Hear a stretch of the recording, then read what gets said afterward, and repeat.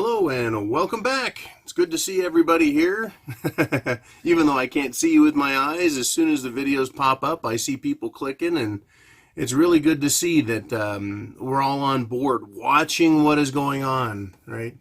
At the Prepared Mind Network, what do? We watch what's going on, we talk about it, we share information, and we get prepared. It continues to shock me that so few people see what's happening, and even fewer are willing to do anything about it. But I guess there's nothing we can do, right? We just do what we do. We share videos, we recommend them, we talk to each other and other people, and then it's up to them. It's up to them. And speaking of talking about things going on, what I haven't heard a lot of talk about is the crop reports for the Midwest. I haven't gone looking for them, but they're not making huge headlines is what I'm saying. They should be making huge headlines. A headline that came out is that China, this is the headline, China exports African swine fever to Russia. It's kind of a misleading title, and I try to do my best to avoid misleading titles, but the information in the article is very interesting to consider. China, the country, didn't export African swine fever, aka pig Ebola. They're not exporting it, and Russia isn't importing it as if it's a legitimate trade. But it has made it across the border. Now, when you and I think about Russia, we normally think Moscow, St. Petersburg. You know, we think about Western Russia over there next to Europe. Russia is a massive nation, like the United States. It's very long that way. Australia is another very long nation. But Russia reaches all the way to the Pacific Ocean, right? And it's amazing. It's a huge country, and that's where the swine flu is really, or swine fever, African swine fever, has made it across the border into Russia.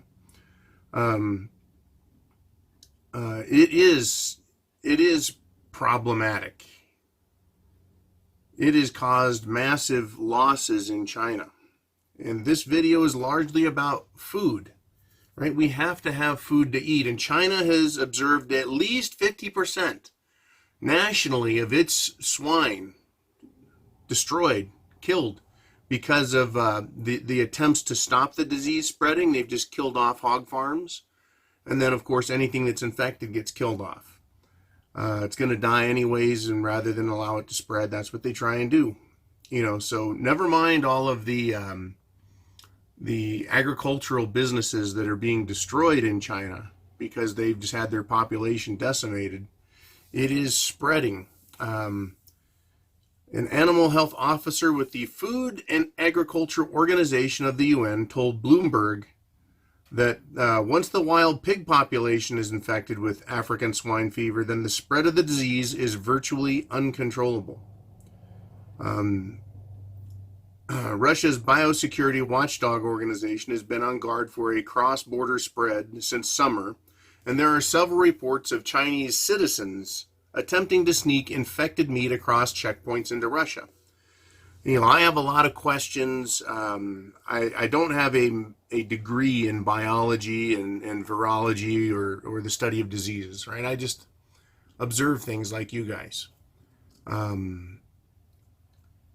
You know, how disease spreads. Well, the African swine fever, it doesn't infect us as humans. It's not like pig Ebola gets into us and causes people Ebola. It's a different disease.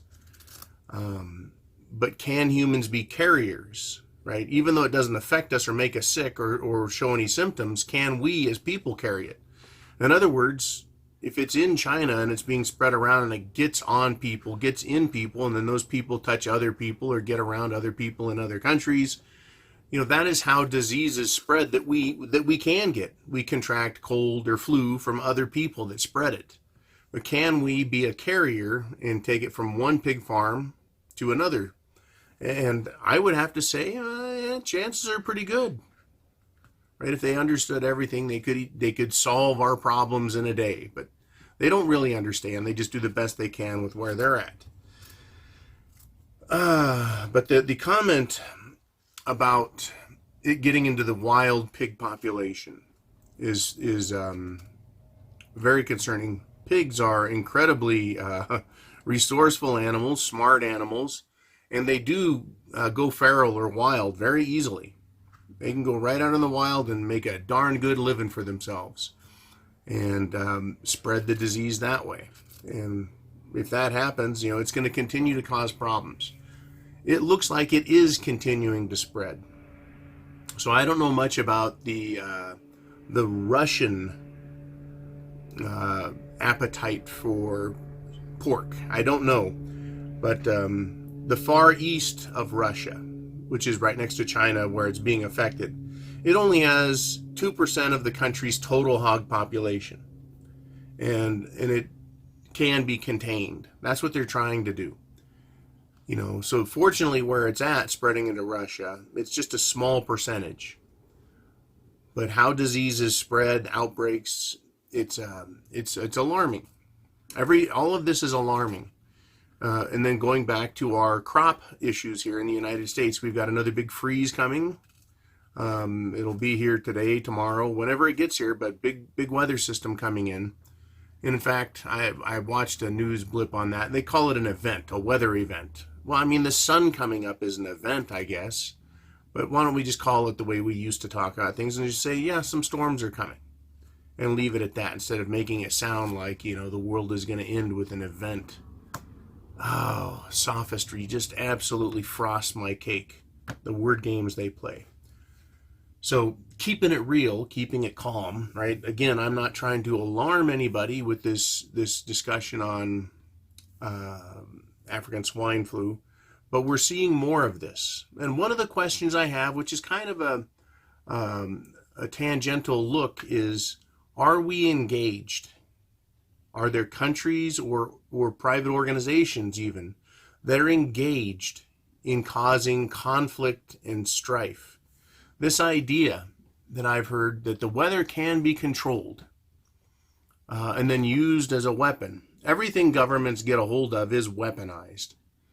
Is the technology to control the weather real? Well, I don't know for sure because I haven't been able to read their internal documents, but it wouldn't surprise me in the least, especially based on the evidence that's been presented by private researchers. And if anything and everything can be used to affect an enemy's or an adversary's peoples, their crops, their livestock, their livelihoods, their economy, it seems like governments are doing that. And while they can get away with it, while things can't be conclusively proven, unlike a missile attack or a naval attack, and even those are shady, how do you prove that England or Japan or the U.S. is responsible for the African swine flu outbreak in China? Who could they point to and say that's the cause? So is this some kind of sneak attack, or is it possible it's a sneak attack? We just can't say. What we can do is you and I can look at things from our chairs right now, and we can prognosticate. We can look out into the future and say, what is coming, right? What are we seeing as a result of this? And this is the way that the prepper mind has to work. We are seeing some big damage being done to the world food supply. Not just agriculture in terms of vegetable crops, but also livestock. If this is a weaponized attack, will more weaponized attacks occur? Is this African swine flu going to have to play out through the entire world? Is it going to have to move through Russia and move through Europe and then move through the United States? It's a serious question I think we need to look at. Can that cause shit to hit the fan? Probably not, but could it be a contributing factor? Yes, I think so. Can it cause food prices to spike? Could it cause food shortages, at least for certain types of food? And I would say yes and yes. And as a prepper, we are in a position to understand through practice what it takes to put things aside, to understand, what is out there.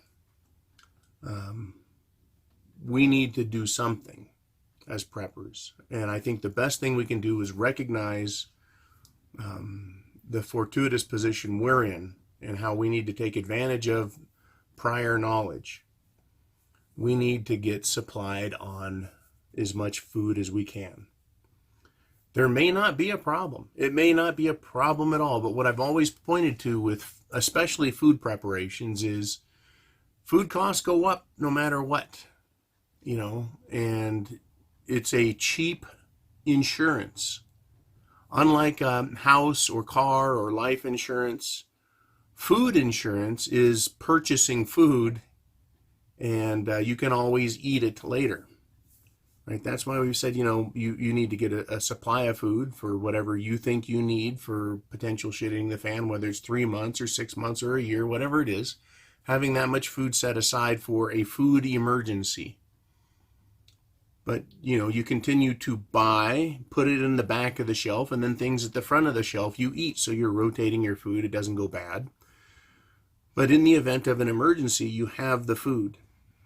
And most people, on me included, you start with a couple of bags of rice and beans, and you get those basics, those staples. But one of the things that I've talked about for a couple of years now is protein, meat. We need to have meat. We're omnivores, humans are. And you can get meat, chicken, beef, pork. You can get it canned. You can get it freeze-dried. It's an insurance policy against shit hitting the fan. It's also a way to save yourself money in the future. Now, people will do what? They'll go, well, my investments in Wall Street, over the past 10 years, they've gone up 25%. I feel real good about that. Well, if food goes up 25% in 1 year, you can look at your food investment as paying you a dividend, right? You're going to eat it, you have to replace it, but you bought it, say, 25% cheaper than what it's going for because we've seen a big increase. We can see spikes in certain parts of the market. It's been my experience lately, even though we're not seeing a massive food shortage in America, I've seen prices in my area go up considerably for meat products, beef in particular. Why? I'm not entirely sure why just beef, but it's been interesting to watch, and I try and keep note. Food is very important. When I talk about things, I say food, water, shelter, clothing, medicine, right? Means of self-defense. I always mention food first because we have to have it. And when you can't get it, you can't eat dirt, you can't eat pine cones. I guess you could make soup out of grass, but probably not going to taste real good. What we're looking at, though, is we're looking at more potential negative impacts on world food supply and a world food shortage. If we look back in history to France, just after, or actually during the American Revolution, the people of France were being treated to tyrannical behavior by their government. So much so that shortly after our American Revolution, they had a French Revolution. And they were so pissed that they captured the king and they cut his head off with a guillotine. Right? They were starving. Food is a big driver. Not having food or being afraid of not having food caused people to take drastic actions. Venezuela is an example of that. It's a nation in a very temperate part of the world, very comfortable, but they still need food. And their government went socialist. It destroyed their economy and their currency, and they have shit hits the fan. They have food shortage issues. People are starving. Some people just aren't getting as much. People have been losing weight there. I mean, yeah, if you get a little bit of food, you're not going to starve to death, but you're certainly not going to remain in a healthy condition. And I think maybe that's a good way to look at this. Food preps is a form of insurance, but it's also a type of health insurance. If there is a shortage and the shelves aren't as full, or rationing were to begin next year or the year after or the year after that because of some unforeseen, right, agricultural negative outbreak, either in crops, like the, what was it that came out? The armyworm started destroying food crops. And then we have this, the pig Ebola, herding pig. We could end up with a lot more trouble. There is trouble in the United States in the deer population, wild deer. Some issues going on everywhere. What is the cause? I don't know, but what is the effect? The effect is there is less food and we're seeing more problems. More problems. So how we get around that, how we address that as preppers is key. Food is a life necessity, and having food stored up is a type of insurance. It is an SHTF insurance. It is an inflation insurance. And in the case of a food shortage, it is a health insurance. In other words, if you only get, say, 1,000 calories a meal on average available, you can supplement that out of your food preps. I don't recommend running around telling everyone you've got it when the time comes, but I do recommend telling family members, hey, because of what's going on, it might be a good idea for you to get some extra food. Get some cans of Spam and some cans of tuna. Just put them in the back of the pantry and just let them sit there. After a year, start eating them slowly. Right? You can get canned chicken. You can get canned hams. There's a lot, right? Those, the canned ham, that funny shaped, kind of egg-shaped can of ham. I can get those small, like a two-person size, or you can get the family size one. Yeah, that's pork. You can get chicken also. You can get turkey in a can. You can get all kinds of meats in a can, including beef, right? Or something like chili, right? It's got beef in it. Whatever you can do to get protein in a can, I recommend doing it. And it is important to not just put it on the shelf and not eat it. Rotate it through your food stock.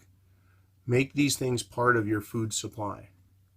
And I know for those of us who are into organics, high quality, highly nutritious foods, the idea of prepping kind of puts a cramp on that style.